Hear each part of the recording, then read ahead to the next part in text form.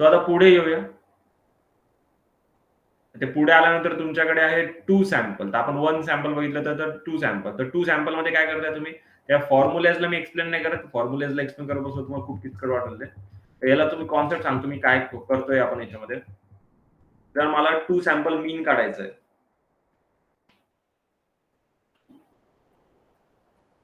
2 sample मीन काढायचं आहे. When the sigma 1 हे असं का होतंय? सगळं अडकत काय? सिग्मा 1 कॉमा सिग्मा एकच मिनिट हा. मी सुद्धा ड्रॉप करतो.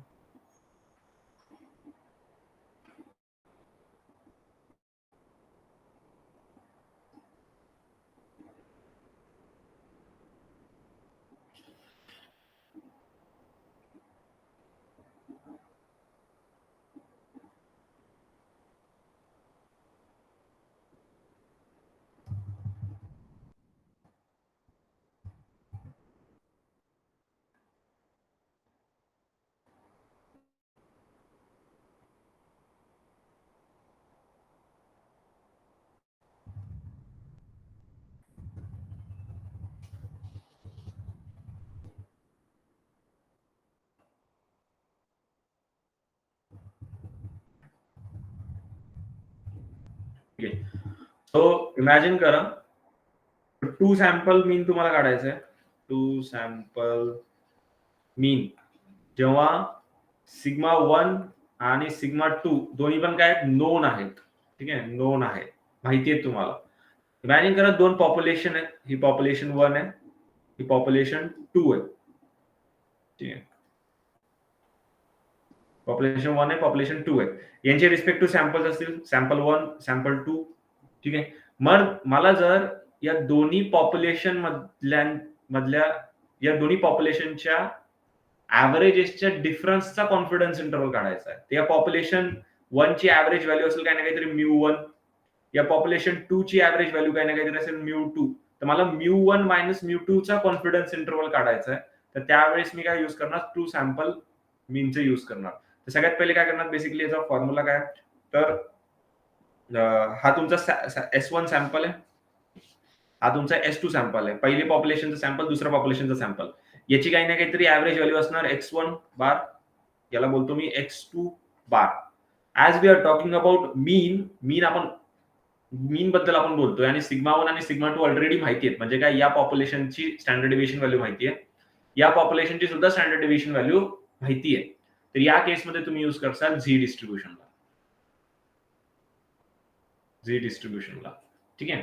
आणि तुमचा फॉर्म्युला जो बनेल तो या प्रकारे बनेल. तर x1 बार तुम्हाला माहिती आहे, जो तुम्ही त्या सॅम्पल 1 च्या ऍव्हरेज व्हॅल्यू काढली. x2 सॅम्पल 2 ची average value. Z of alpha by 2 तुम्ही कॉन्फिडन्स इंटरव्हल वरनं काढू शकता. सिग्मा 1 तुम्हाला ऑलरेडी माहिती आहे, सिग्मा 2 ऑलरेडी माहिती आहे, n1 माहिती आहे, n2 माहिती आहे. या सर्व गोष्टी पुट करा फक्त आणि तुम्हाला व्हॅल्यूज मिळून जातील. ठीक आहे. हे कधी करायचंय? झी ऑफ अल्फा बाय 2 कधी करायचं? जेव्हा सिग्मा 1 आणि सिग्मा 2 माहिती असेल. ठीक आहे, त्यावेळेस. जर सिग्मा 1 आणि सिग्मा 2 अननोन असतील तर इथे काय यूज करावं लागेल? T distribution. अननोनच्या केसमध्ये टी ऑफ अल्फा बाय 2 करा.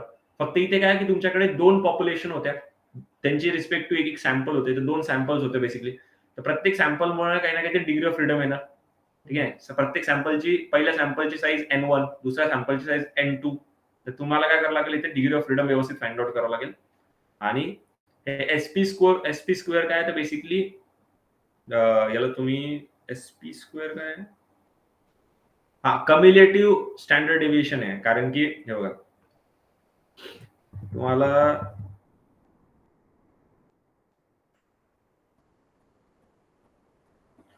ही होती पॉप्युलेशन 1, ही होती पॉप्युलेशन 2. हा त्याचा सॅम्पल, हा याचा सॅम्पल. तुम्हाला फाइंड आउट काय करायचं होतं? या दोघांच्या ऍव्हरेजेस मधल्या डिफरन्सचा कॉन्फिडन्स इंटरव्हल काढायचा होता. ठीक आहे. बट प्रॉब्लेम काय होता की याची सिग्मा व्हॅल्यू तुम्हाला माहित नाहीये, याची सिग्मा व्हॅल्यू तुम्हाला या केसमध्ये काय माहित नाहीये, है ना? तर कसा काढणार? तर आपण काय करणार? याच्या स्टँडर्ड डेव्हिएशन व्हॅल्यूला कन्सिडर करणार, या सॅम्पलच्या स्टँडर्ड डेव्हिएशनला. ते असेल S1, याचं स्टँडर्ड डेव्हिएशन असेल S2, याची मीन असेल x1 बार आणि याची मीन असेल x2 बार. ठीक आहे. As we don't know the population standard deviation, आपण काय यूज करणार, टी डिस्ट्रीब्युशनला.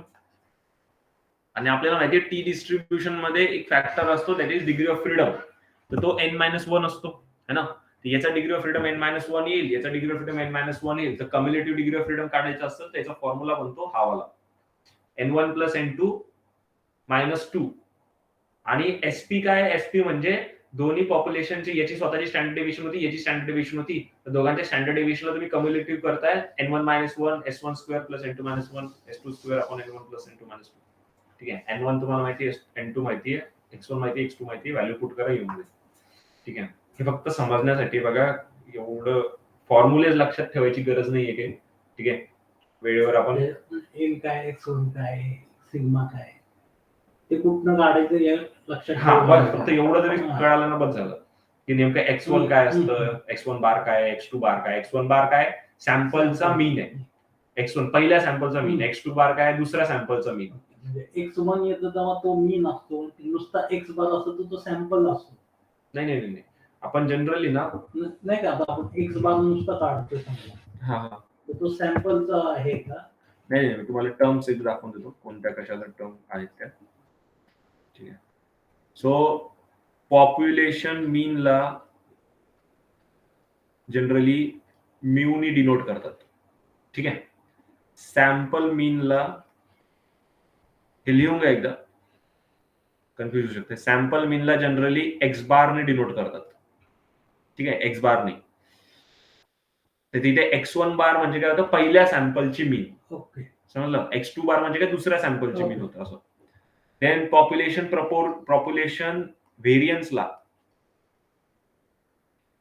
व्हेरियन्सला डिनोट करतात सिग्मा स्क्वेअरनी. ठीक आहे. आणि सॅम्पल व्हेरियन्सला जनरली डिनोट करतात S स्क्वेअरनी. Population standard deviation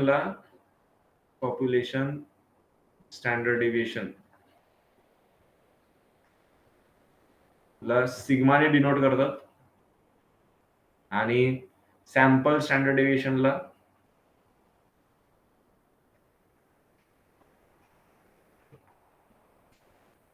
S ने डिनोट केलं जात असतं जनरली. ठीक आहे. पॉप्युलेशन प्रपोर्शनला थीटाने डिनोट केलं जातं जनरली, थीटा किंवा पी, थीटा और पी. आणि सॅम्पल प्रपोर्शनला थीटा कॅप किंवा पी कॅपने डिनोट केलं जातं, थीटा कॅप और पी कॅप. हे नोटेशन माहिती असू दे, यांना एकदा लिहून घ्या तुमच्या ह्याच्यात. ठीक आहे. त्यामुळे मे बी याच्यामुळे भरपूर कन्फ्युजन होत असणार आहे. ठीक आहे. आणि एन काय असतंय, सॅम्पल साईज.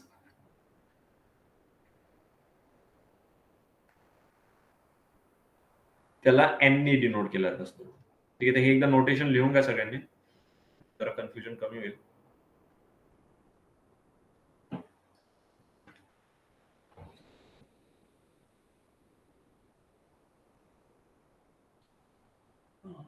पॉप्युलेशन काय ते प्रपोर्शन पॅरामीटर आहे का?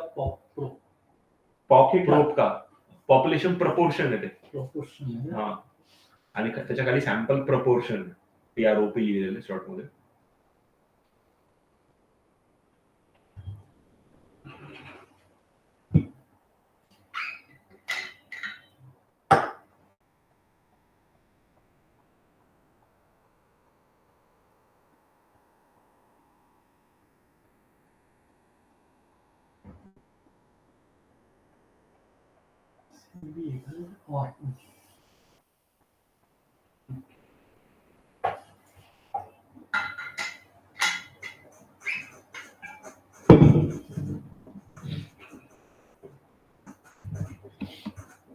हे झालंय लिहून सर्वांचं?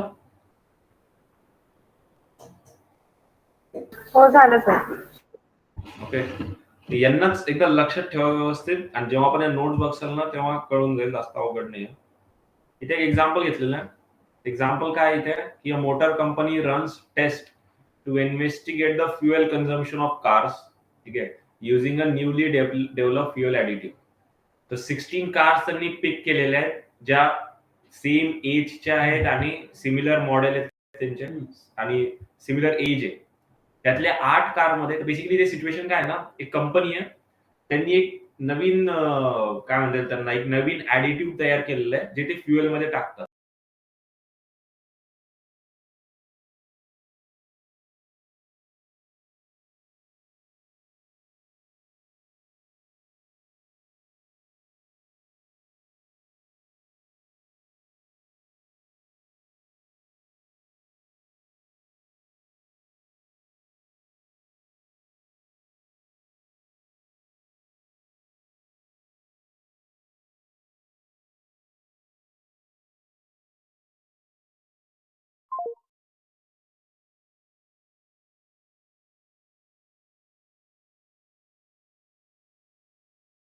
त्यांचं मायलेज आलेलं आहे हे वालं. तर यांना काय करायचंय, obtain a 95% confidence interval for the increase in miles per gallon.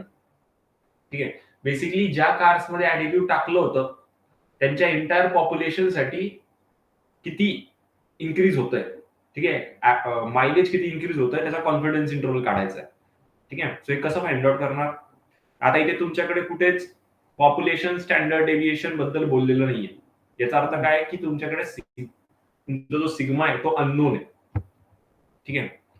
पण या केसमध्ये आपल्याकडे काय काय गोष्टी माहिती आहेत त्यांना लिहून घेऊ आपण. पहिली गोष्ट म्हणजे तुम्हाला N1 माहिती आहे, N2 माहिती आहे. N1 माहिती आहे, N2 माहिती आहे. ठीक आहे. 8 आहे दोन्हीच्या केसमध्ये. 8 कार्स त्यांनी पिक केल्या होत्या. 8 एका टाईपच्या, 8 दुसऱ्या टाईपच्या.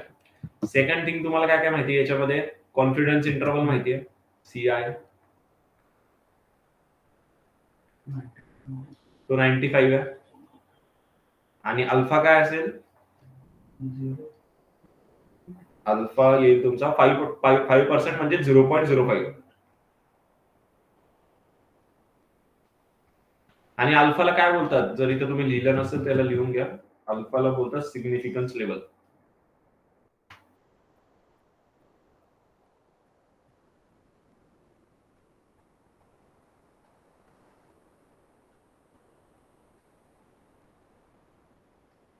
सिग्निफिकन्स लेवल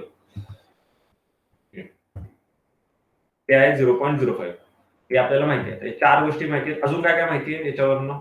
आता तुम्हाला मायलेजचं डिफरन्सचा कॉन्फिडन्स इंटरव्हल काढायचा. याचा अर्थ काय की या 8 कार्सची पहिल्या यांची ऍव्हरेज व्हॅल्यू मी काढू शकतो 27, 32, 30 यांची ऍव्हरेज व्हॅल्यू काढते. तर X1 बार आहे तुमच्याकडे, X1 बार आहे. देन X2 बार पण आपण काढू शकतो. ठीक आहे. आणि थिंग काय आहे की इथे सिग्मा 1 आणि सिग्मा 2 तुमच्याकडे नाहीये.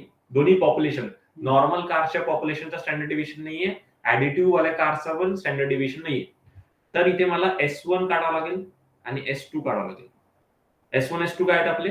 स्टँडर्ड डिव्हिएशन ऑफ सॅम्पल इथे दिलं होतं. सॅम्पल व्हेरियन्स S2 आणि sample standard deviation S. S1 आणि S2 तुम्हाला फाइंड आउट करावं लागेल. कसं फाइंड आउट करणार? सिंपल फॉर्म्युलेज आहेत त्याचे. स्टँडर्ड डिव्हिएशन फाइंड आउट करायचा फॉर्म्युला असतो सॅम्पलच्या. तो फॉर्म्युला इथे आपल्याकडे. आणि आपल्याला फाइंड आउट काय करायचं आता? ज्या दोन कार्ड म्यू1 मायनस म्यू2 चा कॉन्फिडन्स इंटरव्हल काढायचा होता तुम्हाला. त्याचा फॉर्म्युला काय म्हणतोय तुमचा? हा वाला फॉर्म्युला युज करावा लागेल बिकॉज सिग्मा 1 आणि सिग्मा 2 नव्हते तुमच्याकडे. हा वाला फॉर्म्युला. X1 तुम्हाला माहिती आहे, X2 माहिती आहे, अल्फा माहिती आहे, अल्फा बाय 2 करून घ्या. N1 माहिती आहे, N2 माहिती आहे, SP आपण काढू शकतो कारण की आपल्याकडे S1 आहे, S2 आहे. ठीक आहे. N1 माहिती आहे, N2 माहिती आहे, ते SP निघून जाईल आणि N1 N2 माहिती आहे. ते बस व्हॅल्यूज पुट करा, प्लस मायनस करून घ्या. अल्फा बाय 2 0.025 आणि 0.975 च्या व्हॅल्यूज फाइंड आउट करून घ्या. तुम्हाला आन्सर मिळून जाईल याचं. हे समजलं?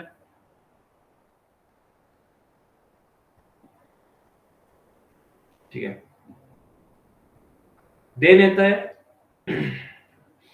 To sample variance. तर आपण टू सॅम्पल मीन बघितलं, to sample mean when sigma is unknown बघितलं. आता येते टू सॅम्पल व्हेरियन्स. तर टू सॅम्पल व्हेरियन्स काय बेसिकली की दोन पॉप्युलेशन आहेत, पॉप्युलेशन 1 आणि पॉप्युलेशन 2. जसं आता आपण बघितलं की दोन वेगवेगळ्या टाईपच्या कार्सची संख्या घेतली, त्यांच्यामध्ये इन्क्रीज इन गॅलियन्स तुम्हाला कळतं, इन्क्रीज इन मायलेज कळतं. या केसमध्ये आपण काय करतोय की दोन पॉप्युलेशन आहेत वेगवेगळ्या, यांच्या व्हेरियन्सचा तुम्हाला काय काढायचा आहे, रेशो काढायचा आहे. सो जेव्हा आपण ही गोष्ट येईल ना, रेशो ऑफ व्हेरियन्सेस, रेशो ऑफ व्हेरियन्सेस, ठीक आहे. बी व्हेरियन्सला आपण कशा डिनोट करतो, सिग्मा वन स्क्वेअर आणि सिग्मा टू स्क्वेअर, अशा रेशो बद्दल जेव्हा आपण बोलला जाईल, आपण अगोदर बघितलं होतं की जेव्हा आपण सिग्मा स्क्वेअर तुम्हाला काढायचा असेल, पॉप्युलेशन व्हेरियन्स काढायचा असेल, ऍट दॅट टाइम आपण काय स्क्वेअर डिस्ट्रीब्युशन यूज करतो. बट इथे जेव्हा आपण रेशो बद्दल डिस्कस केला जाईल ना, या केसमध्ये तुम्हाला एफ डिस्ट्रीब्युशनचा यूज करावा लागेल, एफ डिस्ट्रीब्युशनचा यूज करावा लागेल, ठीक आहे. तर हे पण एक प्रकारचं डिस्ट्रीब्युशनच आहे, खूप प्रकारचे डिस्ट्रीब्युशन आहे, ठीक आहे.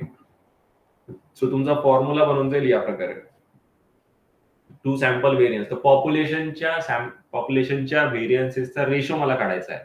Okay, so the confidence interval of the ratio in the population variances sigma one square sigma two square of the two normal population is S1 काय, S1 स्क्वेअर काय, पहिल्या पॉप्युलेशनच्या सॅम्पलचा व्हेरियन्स, आणि S2 काय, S2 स्क्वेअर दुसऱ्या पॉप्युलेशनच्या सॅम्पलचा variance, ठीक आहे. मग F of N1 minus 1 N2 minus 1 करून घ्या, सिग्मा 1 सिग्मा 2 स्क्वेअर हे तुमचं तुम्हाला काढायचं आहे. ही झाली लोअर व्हॅल्यू, ही झाली अप्पर व्हॅल्यू, ठीक आहे. इथे डिवाइड केलं, इथे मल्टिप्लाय केलं, एवढंच फरक आहे. आणि लास्ट आहे तुमचं पॉप्युलेशन टू सॅम्पल प्रपोर्शन, ठीक आहे.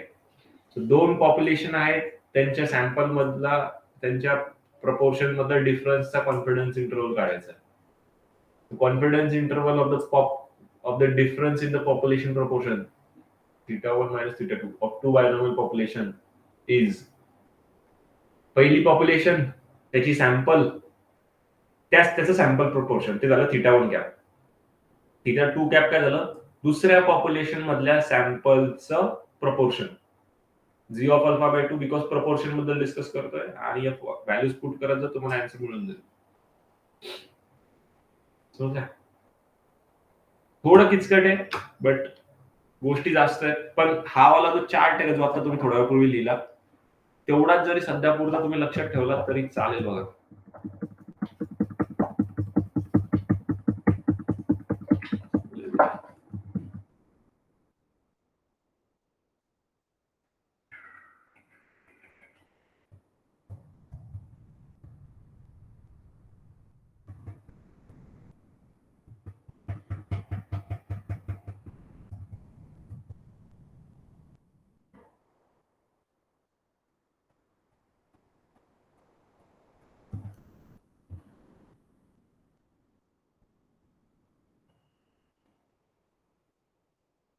सध्या पुरतं तुम्ही एवढ्यावर जरी फोकस ठेवला तरी चालेल. आवाला पार्ट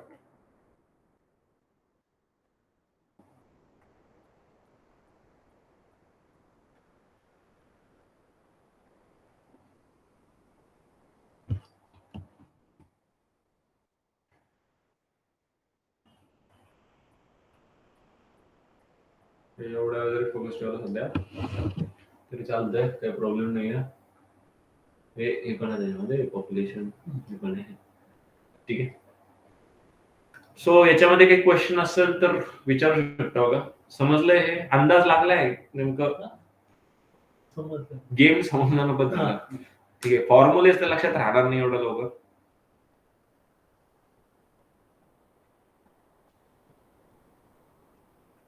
सो याच्यामध्ये काही क्वेश्चन असेल तर विचारू शकता बघा. एक लास्ट पार्ट आहे आपल्या याच्यातला, आता आपल्या मॅथमॅटिक्स मधला, तो आहे तुमचा हायपोथेसिस टेस्टिंग, ठीक आहे. आणि भरपूर असे जॉब डिस्क्रिप्शन असतात जिथे डायरेक्टली मेन्शन असतं की तुम्हाला हायपोथेसिस टेस्टिंग करता यायला पाहिजे,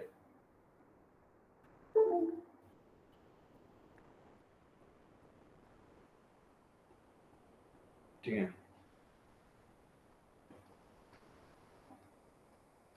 हायपोथेसिस टेस्टिंग,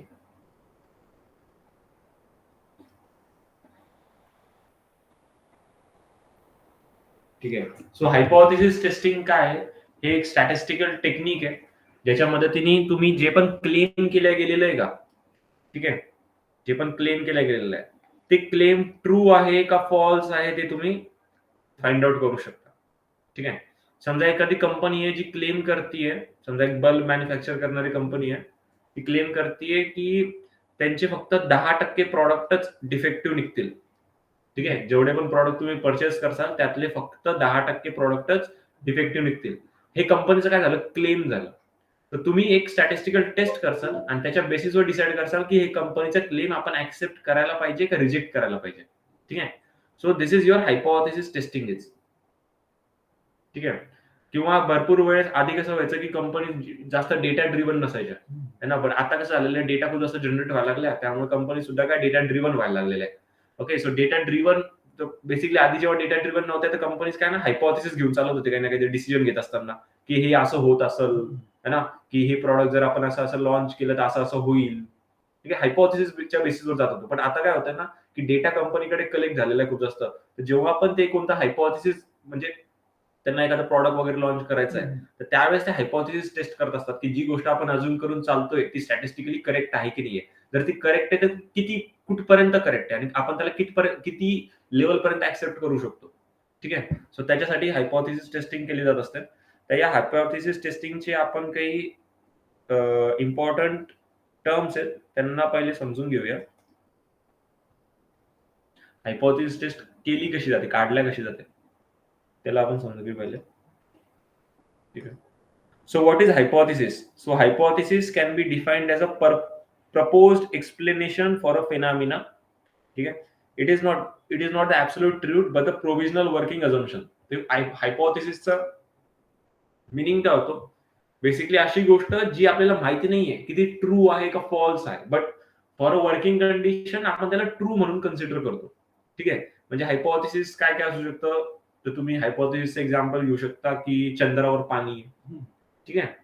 ते हे काय झालं, लोकांचं हायपोथेसिस झालं है ना. We don't know whether it is true or false. चंद्रावर काय लिव्हिंग बिंग आहे किंवा मंगळावर लिव्हिंग ऑर्गॅनिझम आहे. ठीक आहे. ते हे काय झालं, हायपोथेसिस झालं. We don't know it is true or false, but काही गोष्टींना आपण ट्रू कन्सिडर करून तिथे एक्सपेरिमेंट करतो है ना. म्हणजे चंद्रावर माणूस कशावर जाण्यासाठी प्रयत्न करायला की त्याला असं वाटतं की बाबा तिथे आहे पाणी वगैरे है ना. So in statistics, hypothesis is considered to be a particular assumption about a set of parameters of a population distribution.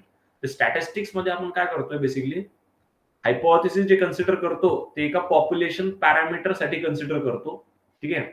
एका पॉप्युलेशन पॅरामीटर साठी कन्सिडर करतो आणि we just want to check की ते हायपोथेसिस करेक्ट आहे की नाहीये. तर ते चेक करण्यासाठीच आपण काय करतो, हायपोथेसिस टेस्ट करतो. ठीक आहे. So it is called hypothesis because it is known whether it is not known whether or not it is true. Hypothesis याला का बोलतात, या अझम्पशनला हायपोथेसिस का बोलतात, कारण की आपल्याला माहित नाही ते ट्रू आहे का फॉल्स आहे.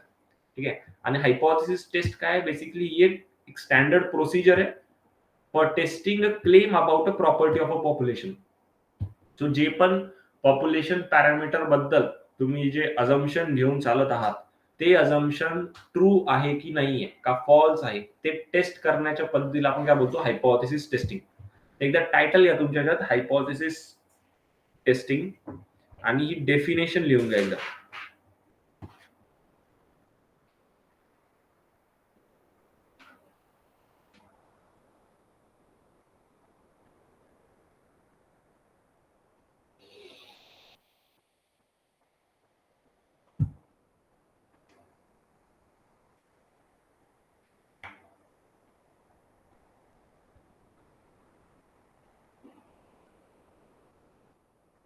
थंडी पण लागली, व्यवस्थित टेम्परेचर एकदम थंडी नाही गरमी नाही.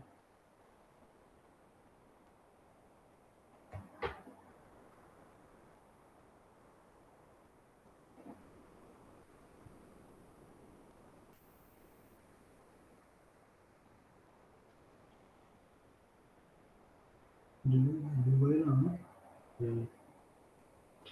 सांगत नाही माहिती डेटा नाही. दुबई दुबई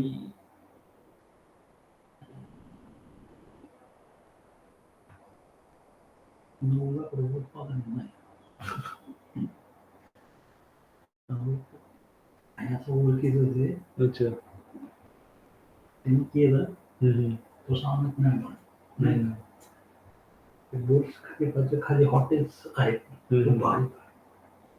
मग ते तिथे स्टेटस असतात. तो डेटा सायंटिस्ट म्हणून गेला आहे. अच्छा. ठीक आहे, झाले घेऊन.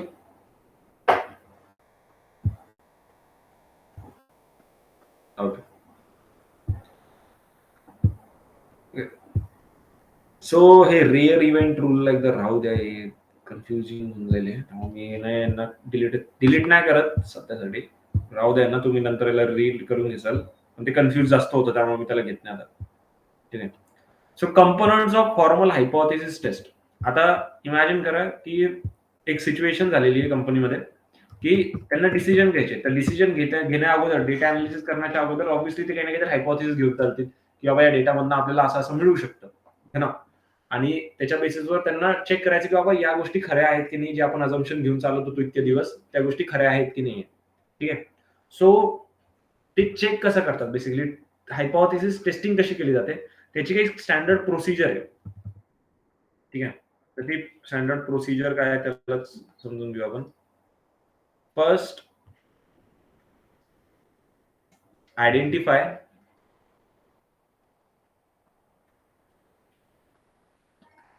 एवढं अडकाय काऊन लागलं, एक second.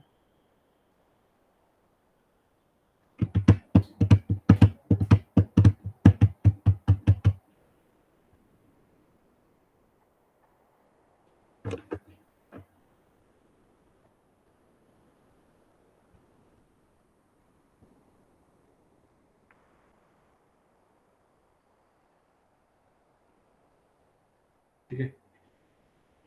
First we need to identify, तुम्ही सुद्धा सायमल्टेनियसली लिहून घ्या. Identify the null hypothesis.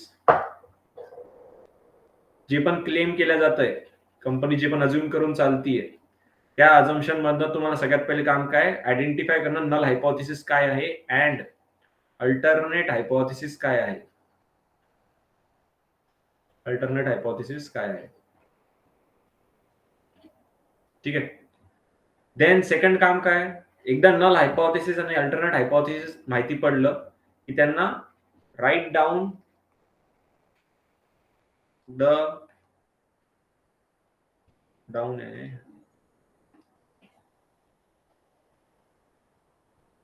write down the null hypothesis, null and alternate hypothesis.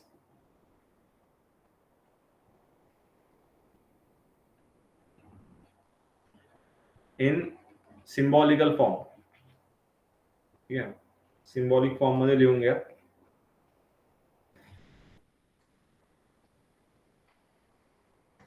Then symbolic form मध्ये लिहिल्यानंतर काय करायचं, find out the, third point काय, find out the test statistic. आता हे टेस्ट स्टॅटिस्टिक काय असतं किंवा नल हायपोथेसिस अल्टरनेट हायपोथेसिस काय असतं त्याला आपण समजून घेऊया, पण पहिले सर्व प्रोसिजर लिहून घ्या. Procedure to find out the hypothesis test. Find out the test statistic value. Test statistics value. ठीक आहे. चौथं काय आहे, चौथा आहे तुम्हाला असेल सिग्निफिकन्स लेवल काय ते बघा एकदा.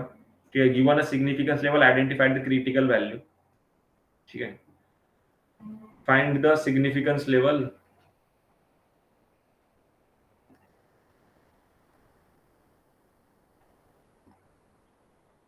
Significance level and significance level, critical value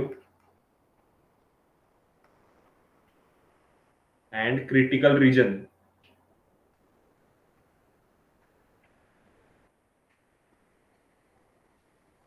ठीक आहे. या सर्व व्हॅल्यूज फाइंड आउट करून घ्या. त्यानंतर पाचवा पॉइंट येतो तुमचा, find the P value. P value find out करा आणि या पी व्हॅल्यू वरनच तुम्ही डिसाइड करसाल की तुमचं नल हायपोथेसिस ट्रू आहे का फॉल्स आहे, कंपनीचा क्लेम हे खरं आहे का फॉल्स आहे. ठीक आहे. सहावा पॉइंट काय आहे, conclude the hypothesis. Conclude the hypothesis म्हणा किंवा check the hypothesis test. Conclude the hypothesis. ठीक आहे. तर या 6 स्टेप मध्ये तुम्ही तुमचं हायपोथेसिस टेस्ट करत असता. इथे त्या सर्व गोष्टी लिहिलेल्या आहेत. So given a claim, identify the null hypothesis and alternate hypothesis and express them in the symbolic form. Given a claim and sample data, calculate the value of the test statistic. नंतर significance level find out करा आणि calculate the critical value.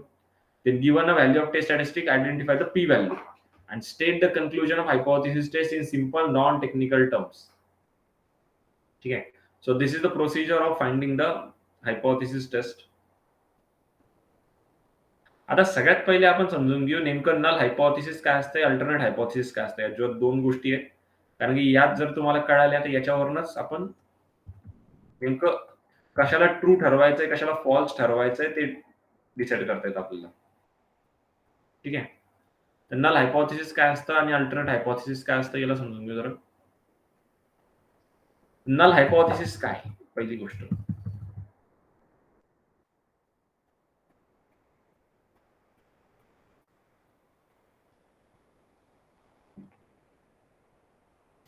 Null हायपोथेसिसला आपण H not ने denote करतो या प्रकारे, H not या प्रकारे.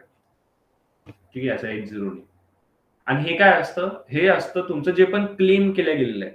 ठीक आहे, ज्याला आपण ट्रू म्हणून कन्सिडर करून चालतोय बिफोर द हायपोथेसिस टेस्ट. आता तर तुम्हाला पण माहितीये की इंडियन कोर्टामध्ये काय होत असतं की एखादा पर्सन जोपर्यंत गुन्हेगार आहे असं प्रूव्ह होत नाही तोपर्यंत तो निर्दोष असतो. ठीक आहे, इथे तसंच आहे. जोपर्यंत तुमचं क्लेम हे ट्रू आहे का फॉल्स आहे हे आपल्याला प्रूव्ह होत नाही तोपर्यंत त्याला ट्रू म्हणूनच आपण कन्सिडर करून चालतो. ठीक आहे. सो नल हायपोथेसिस काय, null hypothesis is nothing but your claim. जे पण तुमचं क्लेम आहे का ते आहे तुमचं नल हायपोथेसिस. म्हणजे एक एक्झाम्पल इथे घेऊया की कंपनी आहे, बल्ब मॅन्युफॅक्चर करणारी कंपनी आहे, काय क्लेम करते की त्यांचे फक्त 10% प्रॉडक्टच डिफेक्टिव्ह आहे. ठीक आहे, म्हणजे किती पर्सेंट, प्रपोर्शन किती आहे, 10%. तर इथे क्लेम नल हायपोथेसिस काय होईल की only 10% products are defective. Only 10% products are defective. हे बनून जाईल आपलं नल हायपोथेसिस. मग अल्टरनेट हायपोथेसिस काय, अल्टरनेट हायपोथेसिस काय भानगड आहे. 90% हा चांगले. नाही नाही नाही नाही, अल्टरनेट हायपोथेसिस बनून जाईल तुमचं की अशी गोष्ट जी या क्लेमला फॉल्स ठरवते. क्लेम फॉल्स कधी होईल की जर 10% पेक्षा जास्त डिफेक्टिव्ह निघाले तर, है ना, किंवा 10% पेक्षा कमी डिफेक्टिव्ह निघाले तर. राईट. तर कंपनीचा क्लेम होतं ओनली 10% प्रॉडक्ट्स आर डिफेक्टिव्ह. तर अल्टरनेट हायपोथेसिस काय म्हणून जाईल की defective products not equal to 10%. ठीक आहे, मग 10% पेक्षा जास्त पण असू शकतात, कमी पण असू शकतात. तर बेसिकली अशी गोष्ट जी नल हायपोथेसिसला फॉल्स ठरवते ती होऊन जाईल तुमची अल्टरनेट हायपोथेसिस.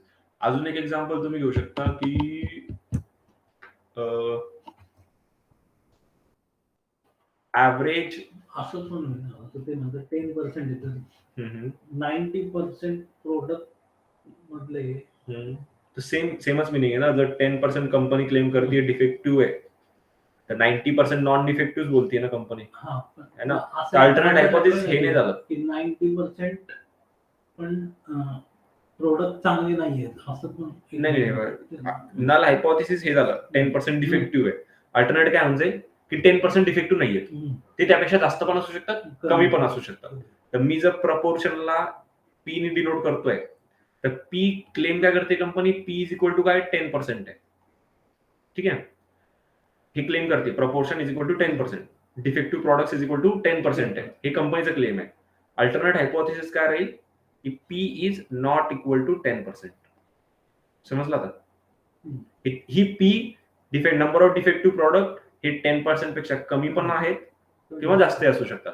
तर जास्त आले तरी सुद्धा मी अल्टरनेट हायपोथेसिसला ट्रू बोलेल आणि कमी आले तरी सुद्धा ट्रू बोलेल. बट जर मी जी टेस्ट केली त्याच्यामध्ये 10%च निघाले तर काय झालं, नल हायपोथेसिस ट्रू झालं, कंपनीचा क्लेम ट्रू झाला.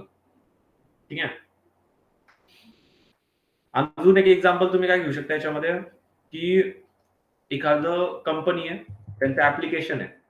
ठीक आहे, आणि त्या ऍप्लिकेशनला लेट्स से ते हायपोथेसिस घेऊन जात आहे की average rating is greater than 4.8. Average rating is greater than 4.8. तर हे काय झालं माझं नल हायपोथेसिस. जे पण क्लेम केले गेलेले कंपनीकडनं ते झालं तुमचं नल हायपोथेसिस. आणि अल्टरनेट हायपोथेसिस काय बनून जाईल? No, the average rating is less than or equal to 4.8. ठीक आहे, कंपनी बोलत होती की ऍव्हरेज रेटिंग ग्रेटर दॅन 4.8 आहे, तर ते झालं माझं नल हायपोथेसिस. याला हे फॉल्स कधी ठरल जर ही कंडिशन ट्रू असेल तर, है ना. हे फॉल्स कधी होईल जेव्हा ही कंडिशन ट्रू असेल की ऍव्हरेज रेटिंग ही less than or equal to 4.8 आहे. ठीक आहे, तर अल्टरनेट हायपोथेसिस काय अपोजिट ऑफ नल हायपोथेसिस, जे नलला फॉल्स ठरवल. ठीक आहे, आणि अल्टरनेटला आपण डिनोट करत असतो या प्रकारे.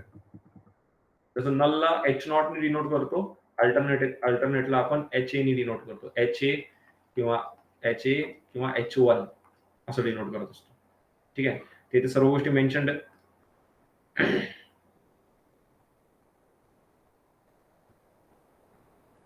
So null hypothesis काय H0 ने डिनोट करतो.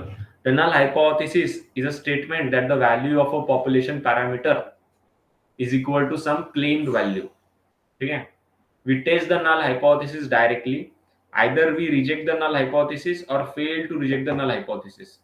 The null hypothesis is what we are willing to assume is the case until proven. ठीक है, सो आपण काय लगेच घ्यायचं याला का नेक्स्ट लेक्चर मध्ये कंटिन्यू करायचं याला?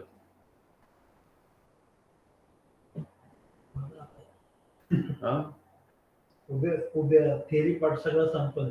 हा, उद्या सगळं मॅथमॅटिक्स एंड होऊन जाईल. हॅलो, काय करायचं आत्ताच घ्यायचंय का नेक्स्ट लेक्चर मध्ये घ्यायचंय? उद्याच घ्यायचं. ठीक, उद्या एंड होऊन जाईल तुमचं मॅथमॅटिक्स. ठीक आहे,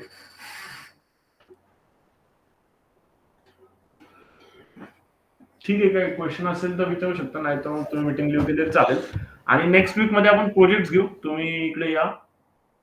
ठीक आहे सर, ते प्रोजेक्ट जे होणार आहे मग ते कसं प्रत्येक सब्जेक्ट वाईज होतील का, म्हणजे पायथनचं वेगळं असं? असा प्रयत्न करू प्रोजेक्टचा ज्याच्यामध्ये 2-3 टॉपिक कव्हर होऊन जातील तुमचे. हा, तेच ना, म्हणजे आमची पण रिव्हिजन होईल आणि हे पण सर पहिले सेपरेट घ्या ना, मग सगळं एकत्र घेतलं तर बरं. बट ठीक आहे, बघू कसं होतंय ते. म्हणजे असं करूया की जेणेकरून मॅक्सिमम गोष्टी तुमच्या क्लिअर होतील. हो, चालेल. रेझ्युमे तरी बिल्ड होईल ऍटलीस्ट. हो, ठीक आहे, चालेल. मॅथ्सचा सर उद्या मग कम्प्लीट होईल का सिलेबस? हा, मॅथ्स होऊन जाईल उद्या. ठीक आहे, म्हणजे नेक्स्ट वीक पासून मग प्रोजेक्ट साठी यावं लागेल तिकडे. चालेल. हो, चालेल, ठीक आहे, चालेल.